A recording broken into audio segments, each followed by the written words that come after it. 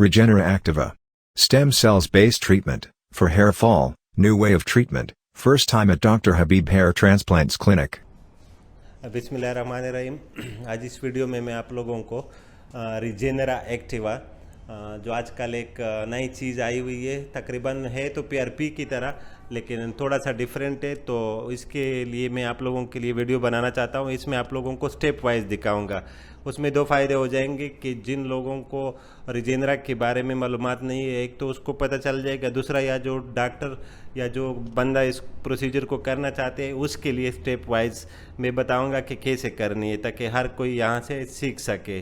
तो रिजेनरा एक्टिवा एक नई जो एक प्रोसीजर आई हुई है, इटली की टेक्नोलॉजी है और कॉपीराइट भी उसके पास है। उसके ये फ़ायदे है कि फॉर एग्जांपल आप ज़्यादा गंजे नहीं हुए हो और आपको हेयर फॉल हो रहा है, तो उन दिनों में आपने अगर रिजेनरा एक्टिवा कर दे तो उसका ये फ़ायदा होता है कि आपके 2 साल तक, कंपनी वाले 3 साल बताते हैं लेकिन 1.5 से 2.5 साल तक आपकी जो हेयर फॉल होती है वो कम हो जाती है और ग्रोथ शुरू कर देता है। तो रिजेनरा हर कोई नहीं कर सकते। रिजेनरा के लिए आपके बाल होने चाहिए, आपका हेयर फॉलिकल आपके सर पे होना चाहिए, या कमज़ोर हो या फॉलिंग हो, लेकिन जो लोग बिल्कुल बाल हो चुके उसके लिए रिजेनरा काम नहीं करते हैं। तो रिजेनरा का जो फर्स्ट स्टेप है वो पेशेंट सिलेक्शन है कि किस पेशेंट को किया जाए। तो उसके लिए कि फॉर एग्जांपल आपको टाइप 1, टाइप 2, टाइप 3 तक बाढ़ने से और आपके सर पे फॉलिकल है, तो उसी फॉलिकल को स्ट्रेंथन करने के लिए रिजेनरा एक्टिवा जो stem cells progenitor cells based एक टेक्नोलॉजी है, जिसमें कान की पीछे वाले एरिया से हम पंच लेते हैं, वो भी दिखाऊंगा। तो उसका जो नाम है उसको रिजेनरा एक्टिवा बोलते हैं। तो अब इस वीडियो में मैं स्टेप वाइज दिखाऊंगा। पहले पेशेंट सिलेक्शन है, जो हमने पेशेंट सिलेक्ट किया है इसका थोड़ा सर दिखाना चाहता हूँ। आप इधर ले आए, थोड़ा करीब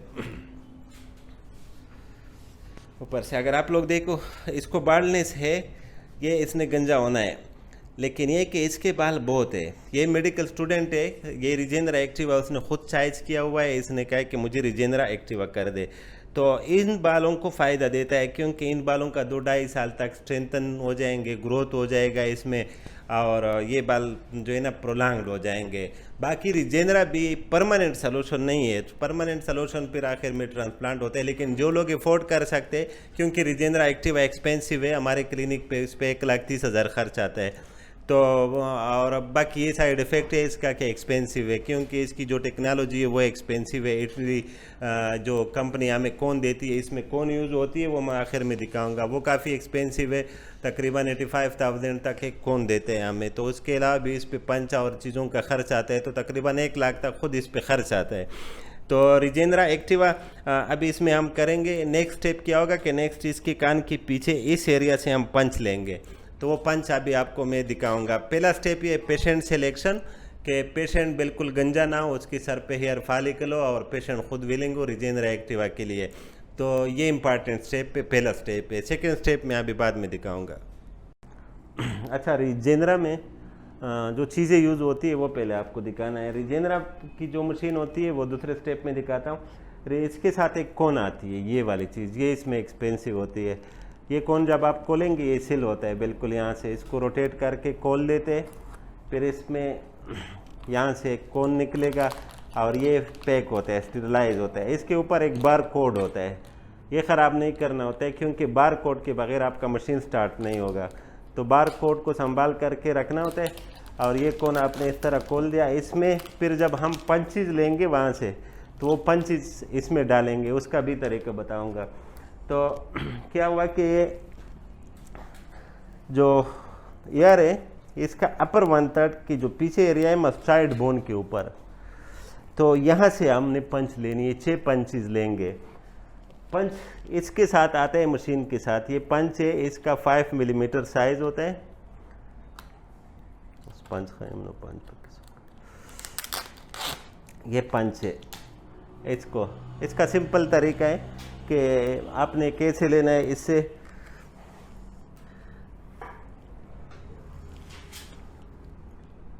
क्लियर भी, ये देखो सिंपली मैंने रख दिया, यहाँ पे रोटेट किया 1, ये 2, ये 3,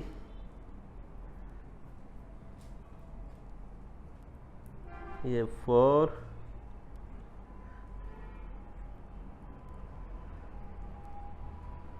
ये 5 और ये 6। हमें 6 बायोप्सी पंच की ज़रूरत होती है। इसका पंच है, तो जहाँ पे पंच किया था वहाँ से क्या निकलेगा, इधर आओ।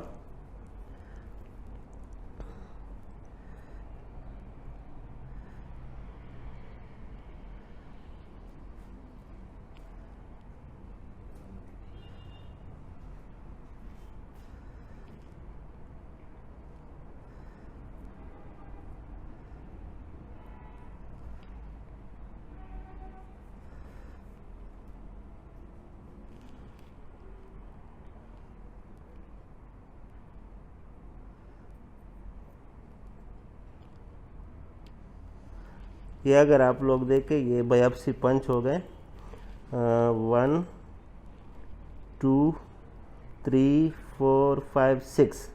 अब इसको जो है ना गज पीस के ऊपर रखने और सेलाइन डालना है। इसका 1 घंटा लाइफ स्पेन होता है।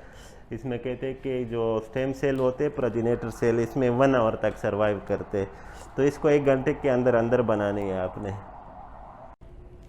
अब ये हो गया स्टेप 3। स्टेप 2, स्टेप 1 था पेशेंट सिलेक्शन। स्टेप 2 में हमने यहाँ से पंच ले लिया, वहाँ से मस्टाइड बोन के ऊपर। स्टेप 3 में ये कि ये कोन आपने इसको खोल दिया, ये इसका ये जो ढक्कन होता है इसको आप उतार दे। इसको अगर आप अंदर से देख ले, इसमें एक जाली होती है और एक चीज़ रोटेट करता है। तो वो जो पंचेज आपने लिए थे उसको एक एक करके उठाना है और इसके अंदर डालने हैं। तो पहले स्टेप में हमने 3 उठाने हैं।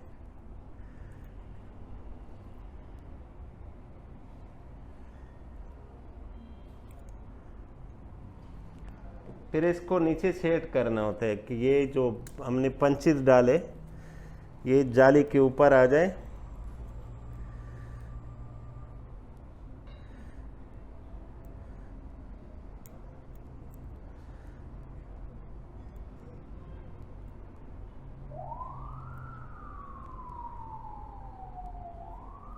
और इसको ऐसे सेट करना है अंदर के एक दूसरे से थोड़े फासले पे, एक दूसरे को टच ना करे।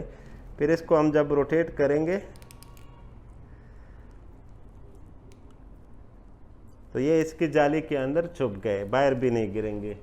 फिर इसके ऊपर ये अपना जो इसका जो कैप है उसको लगा के वापस बंद करना है।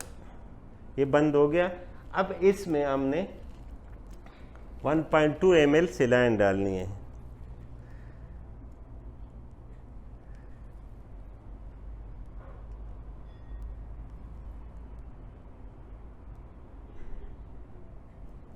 ये अभी इसको हमने मशीन पे लेके जाना है। तो 4th स्टेप जो है वो मशीन को स्टार्ट करना है और इसको कैसे सेट करना है वो उधर बता दो। ये नेक्स्ट स्टेप में हमने मशीन को ऑन करना है, लेकिन मशीन का एक चीज़ याद रखें कि आपके पास जो पावर सप्लाई है वो कंटिन्यूस हो, क्योंकि जब दरमियान में बंद हो जाता है तो आपको मसला हो सकता है, क्योंकि ये इस बार कोड से शुरू स्टार्ट करेंगे और इस बार कोड के ऊपर जो है ना ये दोबारा स्टार्ट नहीं होगा। लेकिन लास्ट टाइम जो हमने किया तो इस बार कोड से 1 घंटे के अंदर मेरे ख्याल में ये दोबारा भी स्टार्ट होता है, क्योंकि लास्ट टाइम हमने स्टार्ट किया था।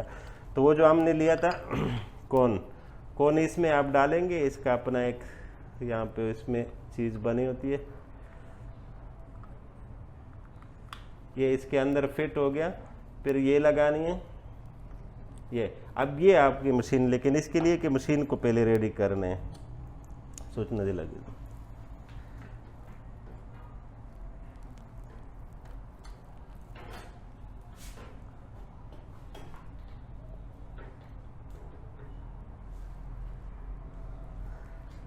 मशीन की जब पावर सप्लाई आती है और इसको ये ब्लिंक करेगा। अब ये रेडी नहीं है जब तक ये ब्लिंक करेगा।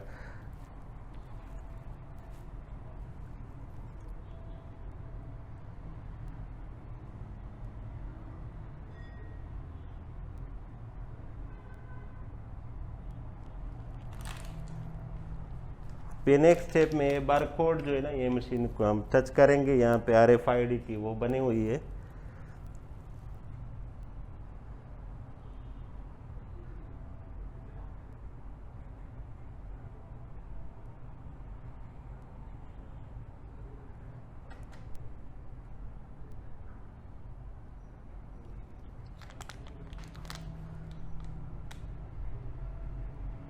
तो आपका वीडियो, अच्छा नेक्स्ट स्टेप में ये आपने इसके अंदर रखना है और फिर मशीन स्टार्ट करना है।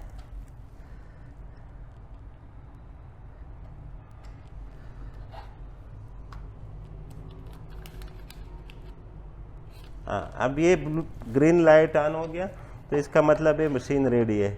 और इसको आप स्टार्ट कर ले, करीब ले आओ, या अब इसको रोटेट करेगा जूम करके लिए, और ये 1 मिनट के लिए आपने करने हैं। फिर जब ये बंद होगा फिर 1 मिनट के लिए करने हैं, फिर वो जो सेलाइन डाली थी वो निकालेंगे इससे बस। अच्छा 1 मिनट रोटेशन के बाद ये मशीन खुद ब खुद बंद हो गया। तो अभी क्या करना है कि दोबारा सिर्फ स्टार्ट करना है, चीज़ को निकालना नहीं है आपने, और 1 मिनट के लिए इसको फिर रोटेट करना है। यानी पहले सेशन में आपने जो 1.2 ml सेलाइन डाले थे उसको 2 रोटेशन देनी है, ये 1 मिनट की और 1 मिनट की। फिर उसके बाद वो सेलाइन हम निकालेंगे और फिर 1.2 ml सेलाइन डालेंगे, जिसको एक बार हमने रोटेशन देनी होगी। तो 2 साइकिल पूरे हो गए 1-1 मिनट की। तो अब आपने कोन वापस निकालना है, यहाँ से ये चीज़ हटा के ये रखना है, ये कोन, और कोन के ऊपर अगर आप देखें तो यहाँ पे एक सुराख होता है, उसी में वापस 10 ml सिरिंज से आपने जो 1.2 ml सेलाइन डाला था उसको वापस निकालना है। ये आ गया मेरे पास वापस 1.2 ml सेलाइन। तो इसमें आपकी जो स्टेम सेल है या जो प्रोजेनेटर सेल है वो इसमें आ जाते हैं। तो अब क्या करना है, इसमें दोबारा हमने 1.2 ml डालना है।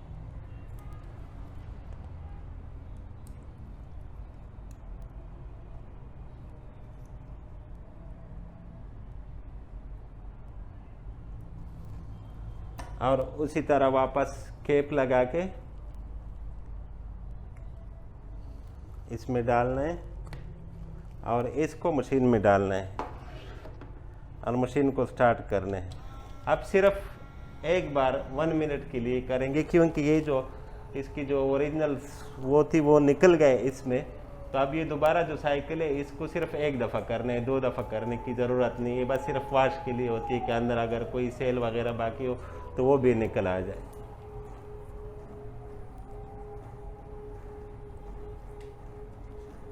ये अगर आप लोग देख ले तो ये एग्जैक्ट 1.2 ml मेरे पास आ गया इसमें।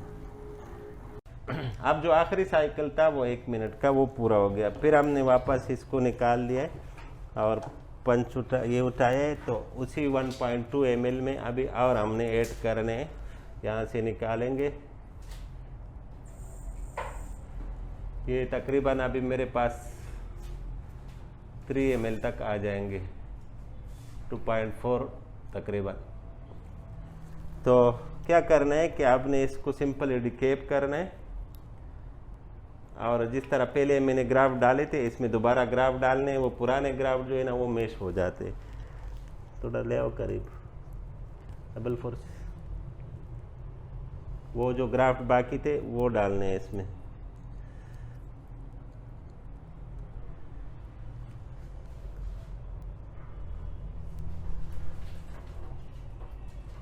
मदेरा बल्फोर से परा का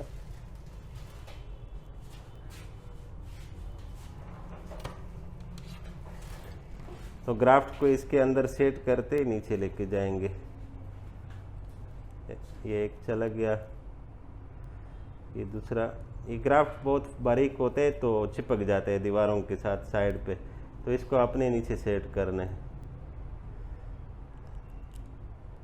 वही उसी तरह ग्राफ्ट आ गए तो इसको रोटेट करके ताकि ग्राफ्ट इसके अंदर आ जाए ब्लेड के नीचे, और इसमें दोबारा आपने 1.2 या 1.3 ml सेलाइन डालेंगे। ये हो गया 1.2। अब इसको वापस डिकेप करके कैप लगाया और ये लगाया और मशीन लगाया। ये इसमें दोबारा आपने मशीन में रखना है और मशीन स्टार्ट करना है। मशीन ऑटोमेटिकली इसको उठा के जो है ना वो रोटेट करेगा। रोटेशन थोड़ा दिखा दे करीब से।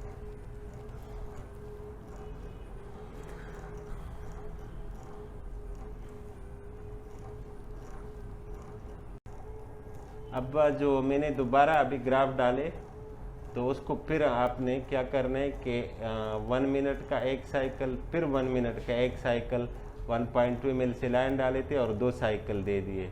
अब जब मशीन बंद होगा तो फिर हम इसको निकालेंगे। अब ये बंद हो गया तो इसको निकाल के अपने जो 1.2 ml सेलाइन डालने थे वो वापस निकालने, क्योंकि ये दोबारा नए ग्राफ्ट थे तो इसको आपने 2 दफ़ा रोटेशन देनी थी। अभी इसमें फिर 1.2 ml डालने और एक साइकिल देनी है 1 मिनट का और फिर निकालने। जब वो निकालेंगे तो आपकी जो रिजेनरा सॉल्यूशन है वो आपका तकरीबन रेडी हो जाता है।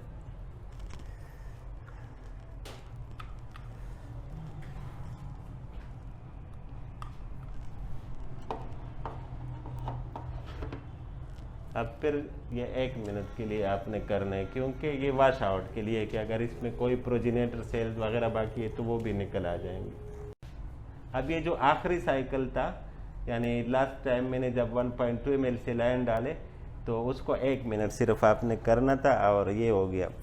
ये अभी आपका जो फाइनल राउंड था वो कंप्लीट हो चुका है। इसमें से हम ये निकालेंगे। ये अगर आप देखें तो आपके पास तकरीबन 6 ml जो है ना वो आपके पास सॉल्यूशन बन गया। इसको देखते हैं कि इसमें कोई और बाकी ना हो अंदर। ये पूरा हो गया। अब एक चीज़ दिखाना चाहता हूँ, ये कंपनी वालों ने हमें कहा था कि मशीन जब ऑफ हो जाए तो दोबारा स्टार्ट नहीं होगा, इस कोड से ऑफ होगा। शकील थोड़ा इसको ऑफ करके स्विच निकाल ले और फिर दोबारा ऑन करना है।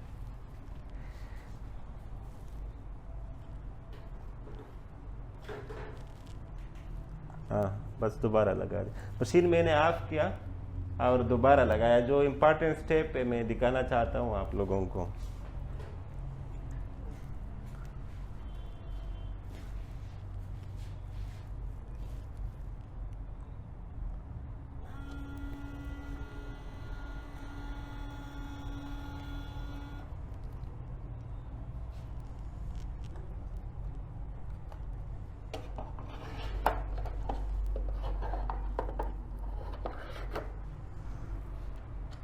अब ये देखो स्टार्ट नहीं हो रहा है मशीन, तो वो बार कोड में दोबारा देखना चाहता हूँ कि ये काम करते हैं या नहीं।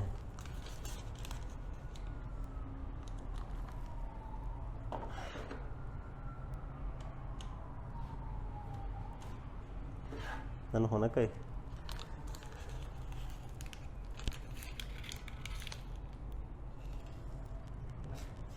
अच्छा देखो ना, अब ये मशीन आपका बंद हो गया तो दोबारा जो है ना ये बार कोड इस पे काम नहीं कर रहे। तो इसके लिए बस ये ज़रूरी है कि आपकी पावर सप्लाई कंटिन्यूस हो, बिजली दरमियान में लोड शेडिंग वगैरह ना हो, क्योंकि मशीन एक बार बंद हो गया तो दोबारा इस बार कोड से स्टार्ट नहीं होते। और ये कंपनी वालों ने इसलिए किया है ताकि ये कौन दोबारा कोई इस्तेमाल ना कर सके, क्योंकि इसमें ये चांसेस है कि ये कौन तो ये सिंगल कौन एक पेशेंट के लिए और एक बार कोड एक बार मशीन को स्टार्ट करने के लिए। बस ये चीज़ आपको दिखानी थी। अब मेरे पास जो सेलाइन आई थी रिजेनरा का जो सलूशन है वो यहाँ मेरे पास पड़ा हुआ है। ये 6 ml है और इसको हमने 7 ml के साथ डाइल्यूट करना है। उसके लिए इसी किट में एक आती है जो सिरिंज की कनेक्टर होती है। आपने ये रिजेनरा है और ये सेलाइन है, ये दोनों को मिक्स करना है सिरिंज में। बस ख्याल रखना है कि गिर ना आ जाए।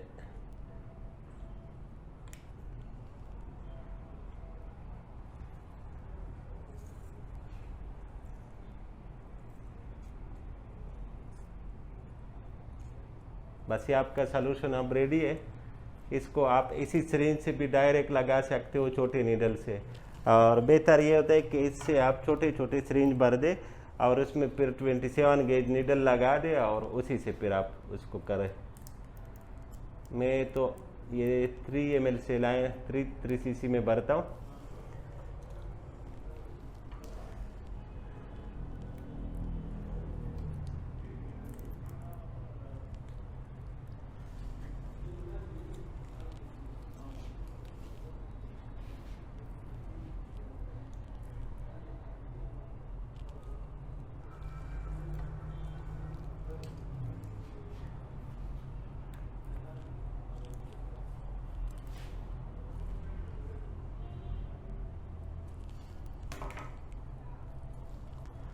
अब ये जो 4 सिरिंज है ये मेरे पास रिजेनरा सोल्यूशन आ गया, 3 सीसी में आ गए, किसी में 3 सीसी है और किसी में 2.5 सीसी है।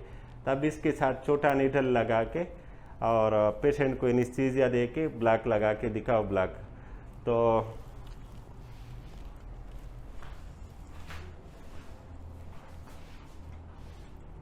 बाकी जो इसके इंजेक्टिंग का जो टेक्निक है वो सेम है, लेकिन बस प्रॉपर ये है कि आप इसके लिए ब्लॉक लगा दे लोकल एनेस्थीसिया दे के, फिर इसके बाद 1 सेंटीमीटर के फासले पे पूरे सर में आपने यहाँ पे लगानी है। और तकरीबन लगाने का तरीका वही PRP की तरह है। और जहाँ से पंच लिए थे हमने वो सुराख भी थोड़े देख ले, इसको करीब से ले आओ। ये यहाँ से हमने पंच लिए हुए 6 पंचेज है और उसको प्रिपरेशन का तरीका तो मैंने बता दिया। बाकी जो है ना वो PRP की तरह है। इसको जो इंजेक्टिंग टेक्निक है उसको जो इंजेक्टिंग टेक्निक है इसका वो बिल्कुल सेम PRP की तरह है। ब्लॉक लगाए लोकल एनेस्थीसिया में और पूरे सर में आपने लगाना है। बस ये 3 स्टेप याद रखना है कि पेशेंट सिलेक्शन इसके लिए इम्पॉर्टेंट है कि आपका मरीज़ इसके लिए इंडिकेटेड हो रिजेनरा, और दूसरी ये कि लोकल एनेस्थीसिया में करनी है। और प्रिपरेशन के स्टेप मैंने आपको वीडियो में स्टेप वाइज बता दिए। तो बस इसमें ये फ़ायदा होगा कि क्लाइंट्स को भी पता चल जाएगा रिजेनरा में क्या करते हैं, और जिन लोगों ने सीखना है उसके लिए भी ये मेरी तरफ से टीचिंग वीडियो है। Thank you for watching. अल्लाह हाफिज़।